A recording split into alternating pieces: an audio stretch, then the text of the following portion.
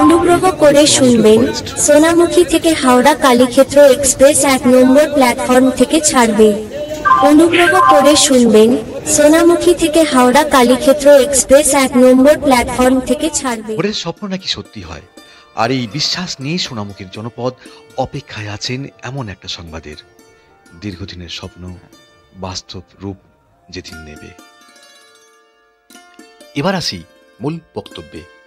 আপনি এই আশায় যদি থাকেন সোনামুখী রেল স্টেশন আর নতুন কোনো তার আপডেট কিংবা স্টেশন ভাইরাল সংক্রান্ত কোনো কন্টেন্ট এই ভিডিওতে দেখতে চান, তবে বলবো আমায় ক্ষমা করবেন।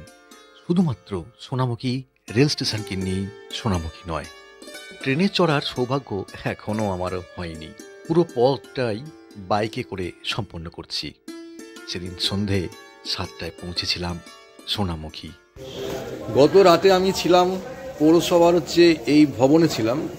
ভাড়া মানে খুবই সামান্য, মধ্যবিত্তের নাগালের মধ্যে একদম 230 টাকা নন এসি, আর এসি নিলে 500 টাকা। তবে রুমের রিভিউ দিলাম না, কারণ রুমটা আমার পছন্দ হয়নি, তবে থাকার জন্য ঠিক আছে।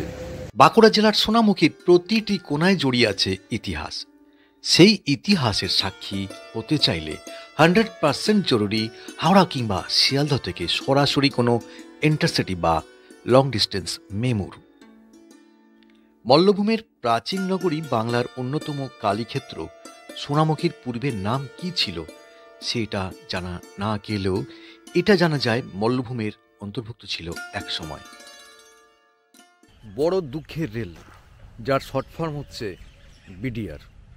যে বিডিআর চালু হয়েছিল 1916 সালের 16ই ডিসেম্বর, রায়না থেকে বাঁকুড়া 96 কিলোমিটার পথ। আর এই 96 কিলোমিটার পথে স্টেশন কিছু পড়তো, তার মধ্যে আজকে যে স্টেশনে আমরা এসেছি সোনামুখী, স্টেশন কোড SONA। একদিকে গভীর জঙ্গল আর একদিকে ছোট্ট জনপদ, তার মাঝখানে নিস্তব্ধতায় ভুগছে এই রেল স্টেশন সোনামুখী। আর সেই সময় আমার সঙ্গে যার সাক্ষাৎকার হয়ে গেল, চলুন সেই এক্স সার্ভিসম্যান ক্যাটাগরির রেল কর্মচারী বক্তব্য শুনতে শুনতে খুব ছোট্ট করে সোনামুখীর গল্প শেয়ার করব। ওনার সঙ্গে আমার সাক্ষাৎকারের প্রথম প্রশ্ন ছিল, মূল জনপদ থেকে রেল স্টেশন দূরে কেন? যে কোনো রেল যখন হয় এর জন্য বিশাল একটা জায়গার প্রয়োজন। যখন বিডিআর চালু হয়েছিল তখন তো পপুলেশন তো আমাদের থাকেনি, ছিল না তখন। আর গ্রামের মাঝখান দিয়ে বা লোকালিটির মাঝখান দিয়ে তো ট্রেনটা নিয়ে যাওয়া সম্ভব না। যেমন দেখুন রায়নাতে দেখবেন অনেকটা ঘুরে গেছে, বিশাল এরিয়াকে ঘুরিয়ে যেতে হচ্ছে, অনেকটা ঘুরতে হয়েছে অনেকটা। কারণটা কি ওইটা যে গ্রামের মাঝখান দিয়ে তো কত অনেক বাড়ি ডিস্ট্রয় হতো, জায়গা দিত কিনা দিত, সরকারের ওটা কম্পেনসেশন বেশি পড়তো। ওনাকে করা আমার দ্বিতীয় প্রশ্ন, শনিবার রবিবার ট্রেন কেন কম থাকে? বাঁকুড়া থেকে যখন ডিজেলটা চলছিল তখন ডিজেলের কোনো কাটসেট থাকেনি বাঁকুড়া। আচ্ছা, সেই ট্রেনটা যেহেতু আপনার খড়গপুরে মেনটেন্যান্সে যেতে উইকলি যেত। আচ্ছা আচ্ছা আচ্ছা, ঠিক আছে, সেই জন্য কি হতো কি ওটা ট্রেনটা রবিবার দিন অফ রাখা হতো। আচ্ছা, বাঁকুড়ায় কি রেক মেনটেন্যান্সের কোনো ব্যবস্থাই নেই? না, এইটা মেনটেন্যান্স মেন মেনটেন্যান্স খড়গপুরে। ও খড়গপুরে যাচ্ছে মেমুটাও? আচ্ছা, মেমোটা খড়গপুরে যাক না, এখানে তো সেরকম কোনো কাটসেট নেই, তো তৈরি হয়নি, ডিজেলের কাটসেট নেই। মানে আগামী দিনে কাটসেট তৈরি হলো, এখানে একটা মোটামুটি আরো ট্রেন সংখ্যা বাড়তে পারে। বিগত পর্বে আপনাদেরকে জানিয়েছিলাম লুপ লাইন এবং দ্বিতীয় ক্রসিং প্ল্যাটফর্মের কাজ সম্পন্ন না হলে এখনই প্যাসেঞ্জার ট্রেন সরাসরি হাওড়া চালু হতে সময় লাগবে। আচ্ছা, লুপ লাইনের কাজ কি কিছুটা এগিয়েছে? যেমন বেলেতরে ক্রসিং চলছে, রায়না হয়ে গেছে, আপনার বুয়াইচুন্ডিতে হয়ে গেছে, রেডি আছে। এইগুলো না অ্যাকচুয়ালি রেডি হওয়া পর্যন্ত একটা জিনিস তো চালিয়ে তো হবে না, একটা লুপ রাখতেই হবে। লুপ না করলে তো ট্রেনটা যদি চালিয়ে রাখা দিতে তার ক্রসিং কোথা করা? ওনাকে করা আমার আরো একটি প্রশ্ন, সোনামুখীতে আমি নামলাম, নেমে আমি এখানের কি কি দেখব এটা তো আমি বলতে পারবো না, কারণ আমি এখানকার লোকাল বাসিন্দা নয়। উনি হয়তো পারবেন না। চলুন আমি আপনাদের 6 ইঞ্চি স্ক্রিনে খুব ছোট্ট করে তুলে ধরছি সোনামুখী বিডিও অফিসের সীমানা পাঁচিল। শুরু করব আজকের এই গল্প এখান থেকে। গোটা পাঁচিল জুড়ে সোনামুখীর দুর্দান্ত ভাবনায় শহরের সৌন্দর্যায়নের অসাধারণ কর্মকাণ্ড করে দেখিয়েছেন বিডিও সোনামুখী মাননীয়া প্রিয়াঙ্কা হাটি ম্যাডাম, আর সহযোগিতায় যারা ছিলেন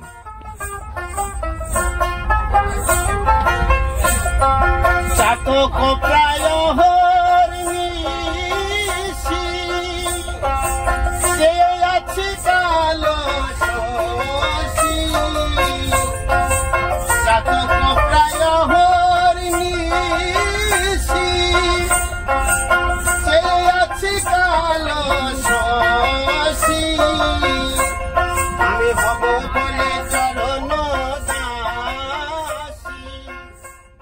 সোনামুখীকে জানতে চাইলে সামান্য কয়েকটা মিনিটই যথেষ্ট। জানো এই মন্দির সম্বন্ধে জানো? হ্যাঁ, সোনামুখী এটা তো মানে এই মন্দিরের সঙ্গে সোনামুখী কি সম্পর্ক জানো? মন্দিরের সঙ্গে না। বিস্তারিত গল্পে যাব না, খুব সংক্ষেপে বললে সোনামুখীর নামকরণ হয়েছে স্বর্ণময়ী বা সুবর্ণময়ী মায়ের মন্দির থেকে। আর সোনামুখীকে অন্যভাবে বোঝালে বাঁকুড়া তথা পশ্চিমবঙ্গের অন্যতম কালীক্ষেত্র বাঁকুড়ার সোনামুখী। সোনামুখী মূলত তন্তুবায় সম্প্রদায়ের জনপদ হিসেবে অতীতে খ্যাতি অর্জন করেছে তার রেশম বস্ত্রে। দুর্গাপুজোর আগে বাংলার অন্যান্য প্রান্তে মা বোনেদের সাজিয়ে তোলার লক্ষ্য নিয়ে তাঁতের শাড়ি বুনতে ব্যস্ত থাকতেন। সেই শাড়ি মহাজনের ঘরে সময় মতন পৌঁছে দিলেও পারিশ্রমিক হাতে পেতে পুজো পার হয়ে যেত। কাজেই সেইভাবে দুর্গাপুজোয় পরিবারকে নিয়ে আনন্দ উৎসবে মেতে উঠতে পারতেন না। পারিশ্রমিক যখন হাতে পেতেন তখন কালী পুজো আসন্ন। নিজেদের আয় থেকে মেতে ওঠেন পরিবারকে নিয়ে শ্রী শ্রী শ্যামা মায়ের পুজোতে। আজ প্রায় শহর জুড়ে ৩০০-র উপর কালী পুজো হয়, যার মধ্যে জাগ্রত মায়ের আরাধনা নিষ্ঠার সাথে পালন করে আসছেন। যদি উদাহরণ দিই তবে এই ভিডিও অনেক লম্বা হয়ে যাবে। তার থেকে ভালো হয় আপনারা নিজেরাই চলে আসুন আর নিজের কানে সম্পূর্ণ ইতিহাস জেনে নিতে পারবেন। আজ অবশ্যই কয়েকটি জাগ্রত কালী মায়ের গল্প আপনাদের শোনাব। 3 ইডিয়টস সিনেমায় রাজু রাস্তগী চরিত্র। ইঞ্জিনিয়ারিংয়ে পরীক্ষার আগে পড়াশোনার থেকেও ভাগ্যের ওপর নিজেকে সঁপে দিয়েছিলেন। দেবতার কাছে মানত করতে পিছপা হননি। বাস্তবেও এমন ঘটনা ঘটেছে বা ঘটে। বাঁকুড়ার সোনামুখীতে আছে এমন এক ঘটনা। মায়ের নাম সার্ভিস কালীমা।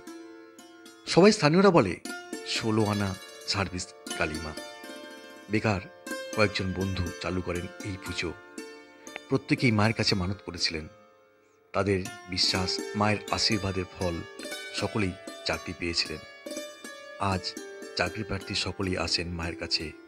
বিফল হয়েছে খুব কম শোনা যায়। কালী আর কার্তিক ঠাকুরের শহরে প্রাচীন পুজোগুলোর মধ্যে অন্যতম রায়বাড়ির খ্যাপা কালী। জনশ্রুতি রয়েছে এই মাকে নিয়ে। পুজোর আড়ম্বরে কোনো বিঘ্ন হলে মা রুষ্ট হন আর মন্দির ছেড়ে চলে যান। তাই পুজোর দিন পিছন থেকে মায়ের পা শিকল দিয়ে বাঁধা থাকে। এমন আরো অবিশ্বাস্য ঘটনা চাক্ষুষ অনুধাবন করতে হলে আপনাকে এখানে অবশ্যই আসতে হবে।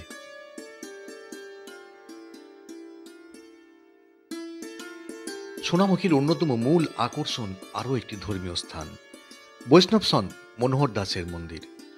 আগামী রামনবমী তিথিতে ওনার তিরোধান দিবসে মহোৎসব উপলক্ষে সোনামুখী সহ আশেপাশে দূর দূরান্ত থেকে মানুষজন ভিড় জমাবেন। আর তাদের এই প্রাণের মহোৎসবে আপনিও গা ভাসাতে পারেন। সোনামুখী এক প্রাচীন শহর। ক্রমবর্ধমান জনবিস্ফোরণে সেই আদিপথ সংকীর্ণ সারা শহর জুড়ে। ব্যক্তিগত বাহন নিয়ে আসলে সমস্যায় পড়তে পারবেন। তার থেকে বেটার হয় কোনো টোটো যদি আপনি নিয়ে নেন। অনেকটা সময় আমার সঙ্গে ব্যয় করলেন। এবার আপনাদের সামনে তুলে ধরব সোনামুখীর মূল আকর্ষণ, সোনামুখীর আবেগ ও অন্যতম বড় প্রায় 400 বছরের প্রাচীন রানীর বাজারের মাইতো মা কালী মায়ের মন্দির। পোকা ঘুমালো, পাড়া জোড়ালো, বর্গি এলো দেশে, বুলবুলিতে ধান খেয়েছে, খাজনা দেবো কিসে। এই সোনামুখীকে রক্ষা করার জন্য যে মা মানে 2 হাত তুলে আশীর্বাদ করেছিলেন, আজ আমি সেই মন্দিরে চলে এসেছি। আসুন আমার সঙ্গে। বর্গী সর্দার ভাস্কর পণ্ডিত বিষ্ণুপুর থেকে সোনামুখী দখল এবং লুটপাটের উদ্দেশ্যে আক্রমণ করার জন্য সিদ্ধান্ত নিলেন। সে খবর এসে পৌঁছালো সোনামুখীতে। আতঙ্কিত ভীত সন্ত্রস্ত সোনামুখীবাসীরা নিজেদের গৃহবন্দী করলেন।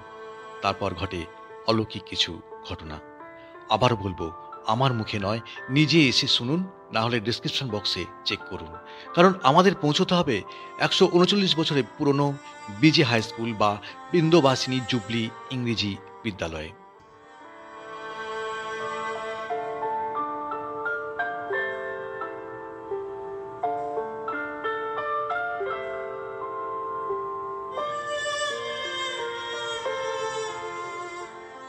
স্বাধীনোত্তর পর্বে ছাত্রছাত্রীর সংখ্যা কমে যাওয়ায় হাতের কাজে তাঁত চালানো এবং সুতো কাটা শেখানো শুরু হয়।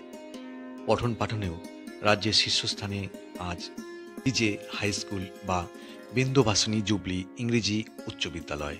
এই স্কুলের প্রাক্তনী পদ্মভূষণ প্রাপ্ত শ্রী স্বদেশ চট্টোপাধ্যায় মার্কিন যুক্তরাষ্ট্রের সফল ব্যবসায়ী, যিনি পরবর্তী সময়ে আমেরিকা এবং ভারত সরকারের বিভিন্ন চুক্তিতে তার উল্লেখযোগ্য ভূমিকা দেখিয়েছেন।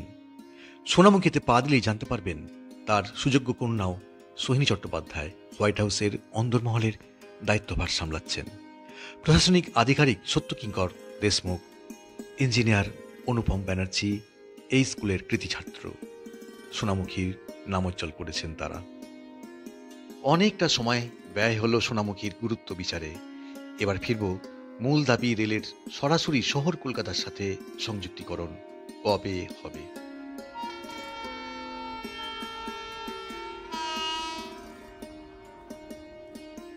মশাগ্রাম থেকে বাঁকুড়া রেলপথে সরাসরি পৌঁছানোর কাজ অনেক দিন আগেই সফলভাবে সম্পন্ন।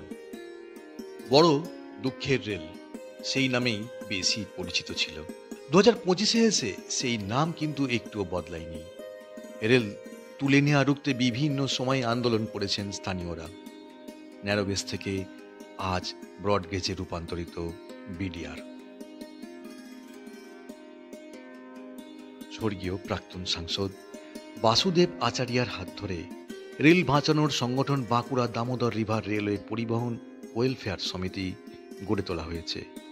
আজ তার বিভিন্ন শাখা সংগঠন ও কেন্দ্রীয় কমিটি নিয়মিতভাবে রেলের উচ্চ আধিকারিকদের কাছে বিডিআরের বিভিন্ন দাবি তুলে ধরেছেন, কিন্তু ফলাফল আপনারা নিজেরাই জেনে গেছেন। টেন্ডার হয়ে আছে, কাজ চলছে কচ্ছপের গতিতে। গত নভেম্বরে টেন্ডার পাস হয়েছে।